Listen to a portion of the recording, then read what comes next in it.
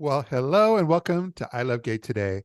And we're having some fun. We are in the UK today. I believe it's Manchester to be exact. And we're here with Amir Dean, aka Lady Bushra. How are you? Hello, hi. I'm sorry. I'm very well, thank you. I'm sorry for looking so unkept. I'm in the middle of getting ready for a gig. We were going to do this interview out of drag, I think, and then something came up, and I was like, I don't want to cancel, but I'm going to have to multitask. So here I am, looking weird. Well, I think this is very cool. I think a lot of folks are often kind of curious, like, what is the process? How do you go from one to the other? But because you look fantastic whenever I see you fully in drag. Fully in drag. Oh no, thank you so much for that. Yeah, do you know what? Drag is weird because it is ugly right till the last minute. After I'm done, I'm gonna send you a picture, and you're not gonna think that it's the same person because you don't especially if you're doing feminine drag. I always say you don't become a woman, you build the woman. Do you know what I mean? So Right, like, right. it just takes longer. It just takes longer. It's crazy. Well, selfishly, this is fun for me because even before we talk about the work you do and everything you're doing, it's just that I feel like I know you already because you're so good at really just kind of keeping yourself out there via social media and on all of it, whether that's Twitter and Instagram and TikTok especially as well. And I don't know how you have time to do all that and all these shows on such a full-time basis. Well, as a budding Gen Z with ADHD, I do get around social media. No I'm kidding. No, I don't know. I just see it as an extension of myself. I think when it comes to social media, I think it's a brilliant place for creatives. It's a great marketplace for creatives. And, I see my responsibility as an artist to be first and foremost an entertainer. So it's just a way to entertain people and get them interested in seeing what I do. And if they like me enough, they'll come to one of my shows.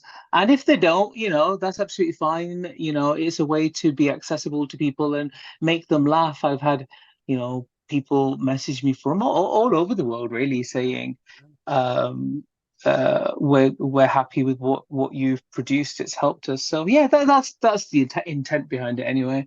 Yeah. But no, you've got some great programs on a regular basis. You've got a full-time schedule. I know with what is it's called Drag Comedy Cabaret. Yes, so Drag Comedy Cabaret is my self-produced night that I do every single month in London as well as Manchester. But we're also bringing it to Birmingham. We're taking it to Cardiff once again in Wales.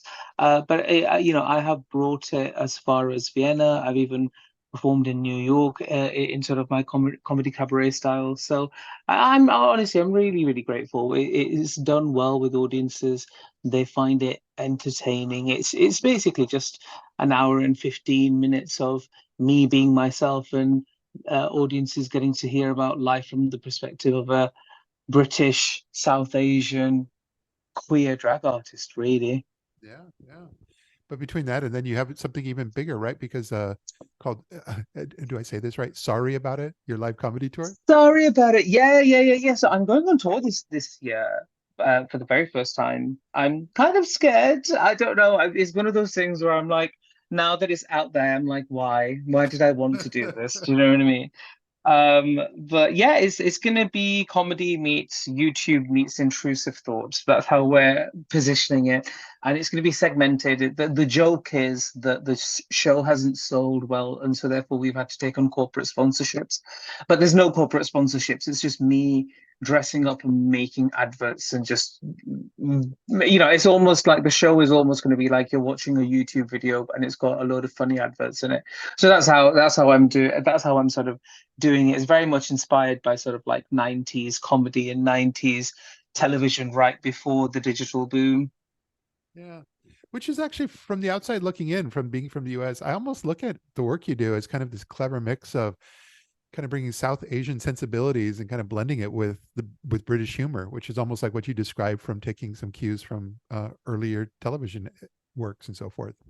Yeah, 100%. I think that when it comes to comedy, as a comedian, I firmly believe that you have to put out something something authentic there. It has to be authentically you. Even if you are like me who plays a character, it has to come from a place of honesty because audiences are smart and they can sniff out a lie and they are going to connect with your vulnerability as well as your honesty. So I try to make sure, whenever I write comedy, I always think, okay, what is your human experience? So, just to make sure that I'm talking from my perspective. Like I could write for somebody else if I wanted to, and I can definitely write in other characters.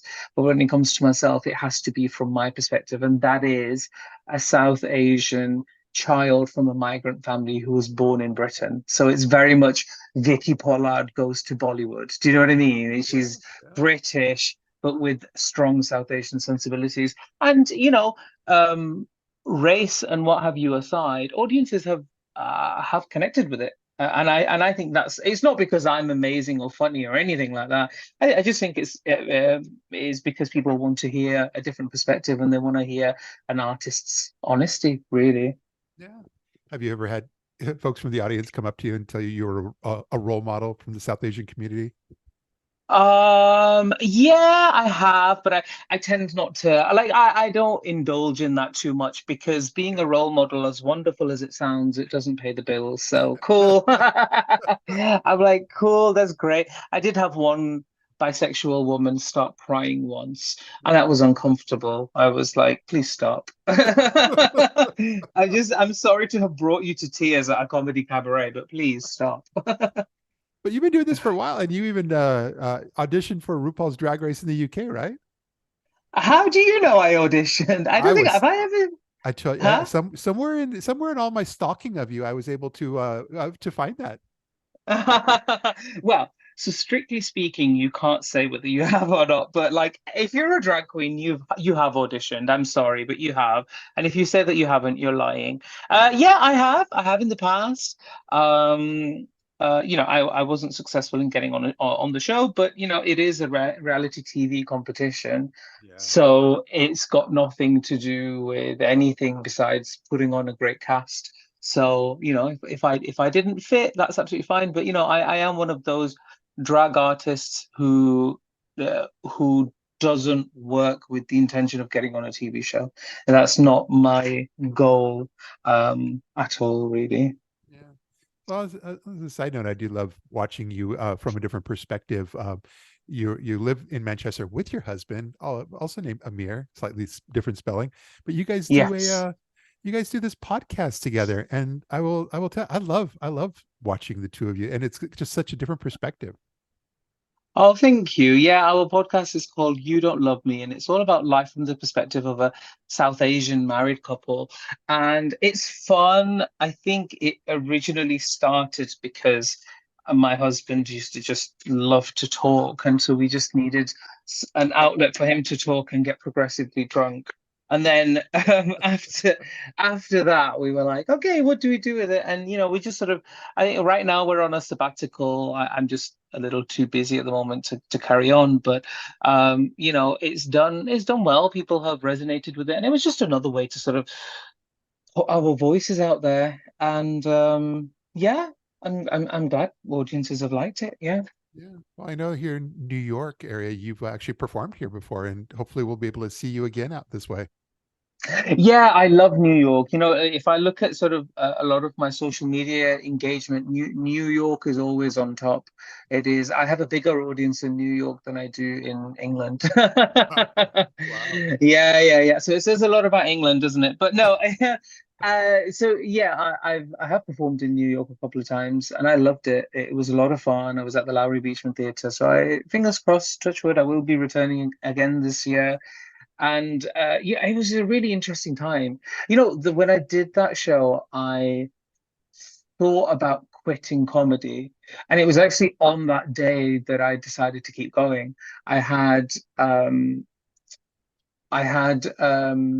we had this Bollywood style show booked, and I got there, and I thought maybe audiences want to see more Bollywood from me. Maybe comedy is not the thing. And then the owner started talking to me, and they said this is where Joan Rivers had her residency. And they showed me where she used to get ready, and they called it Joan Rivers Alley or Joan Rivers Way. And I got so emotional that day. I was like, oh, maybe this is a sign. Like I'm in such a comedy place, and I have to honor, one of the greatest comedians in the world by being funny. And it was to this day, it was definitely probably my best show ever. Wow. And it was so much fun. I love audiences that are able to laugh and are able to laugh at themselves and not take anything too seriously, you know? Yeah. So yeah, I loved it, and yeah, I hopefully will be coming back soon. I love hearing all that. Well, if and when you do, since I live close by, I look forward to being able to to not only attend but connect with you in the real world. It'd be great to meet in person. Oh, of course, of course. What would you recommend I should do in New York when I come next time? What would Where you do you recommend? where do you start? Whether you eat your way through the town or just there's so much to do over there. So we'll talk and we'll figure out some things that can keep you entertained. Yeah, because like I'm tired of like I've been to New York two, three times now. Yeah, And I'm tired of being the tourist. I don't want to be the tourist anymore. I want to know what like New Yorkers do. Do you know what I mean? I do. Where do New Yorkers go to hang out, and where do they go to watch a show or something like that, you know? Yeah. Well, oh, you're in good company. I have a Broadway husband and a lover of Broadway, I should say. And so he's always got us on a full schedule every time we go in. So we'll be able to have some good recommendations as well. Fab, fabulous. Well, I I look love forward it. to Well, I it. look forward. I really appreciate the fact that you're able to take a few moments of your time while you're getting ready to share a bit of your story with our audience and look forward to seeing you soon. No, thank you so much, man. Always a pleasure. Thank I see you on social media supporting, and thank you so much. And yeah, I shall see you in New York at some point. Sounds great. And it Take feels care. good, so Bye. good.